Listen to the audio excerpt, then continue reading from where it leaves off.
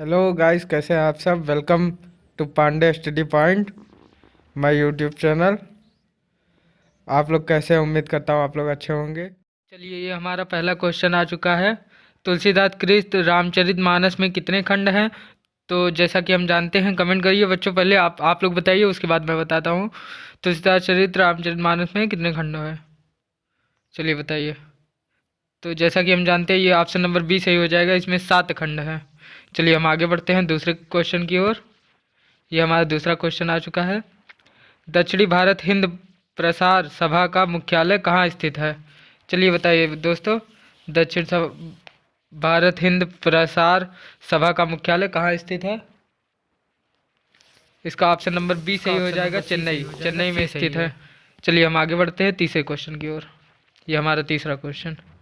विश्व की भाषाओं को कितने परिवार में बांटा गया है? चलिए बताइए दोस्तों, विश्व की भाषाओं को कितने परिवार में बांटा गया है? Question number 3। इसका ऑप्शन नंबर ए सही हो जाएगा, 12 परिवार में बांटा गया है। चलिए हम आगे बढ़ते हैं चौथे प्रश्न की ओर। ये हमारा चौथा प्रश्न। भाषा का संबंध संविधान की किस अनुसूची से है? तो दोस्तों, आपने पॉलिटिकल साइंस पढ़ा होगा, उसमें बताया जाता है संविधान के बारे में। तो संविधान किस अनुसूची में है? संविधान की किस अनुसूची में है, जरा आप बताइए, कमेंट करिए। तो ये अनुसूची 8 में है, जिसमें हमारे संविधान की भाषाएं लिखी गई हैं। और हमारे देश में बोली जाने वाली भाषाएं कुल 22 भाषाएं हैं। तो ये सब आप लोग याद रखिए, एग्ज़ाम की दृष्टि से ये सब बहुत इंपॉर्टेंट क्वेश्चन है। चलिए आगे बढ़ते हैं पांचवा प्रश्न। संसार का सबसे बड़ा महाकाव्य है कौन सा है? संसार का सबसे बड़ा महाकाव्य है कौन सा है? तो चलिए, महाभारत। संसार में सबसे बड़ा महाकाव्य है महाभारत, ऑप्शन नंबर बी। चलिए आगे बढ़ते हैं छठवां क्वेश्चन। संसार की भाषाओं में हिंदी का कौन सा स्थान है? चलिए बताइए दोस्तों, संसार की भाषाओं में हिंदी का कौन सा स्थान है? चलिए कमेंट करिए दोस्तों। प्रश्न नंबर 6। तो जो है संसार की भाषाओं में हिंदी का तीसरा स्थान है। हिंदी का जो है तीसरा स्थान है संसार में। चलिए आगे बढ़ते हैं सातवां क्वेश्चन। हिंदी किस परिवार की भाषा है? चलिए बताइए दोस्तों, ये बहुत अच्छा क्वेश्चन है। हिंदी किस परिवार की भाषा है? चलिए बताइए।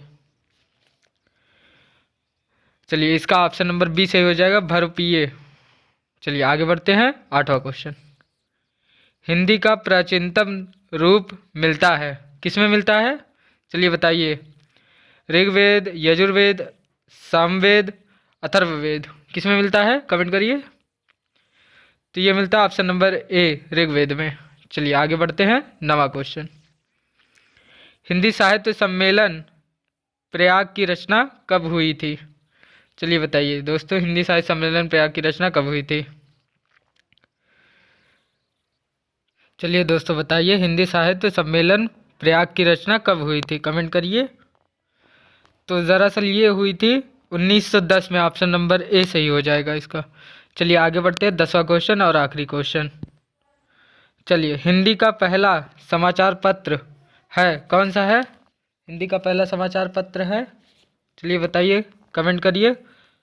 ऑप्शन नंबर बी इसका सही हो जाएगा, उद्दंड मतंड।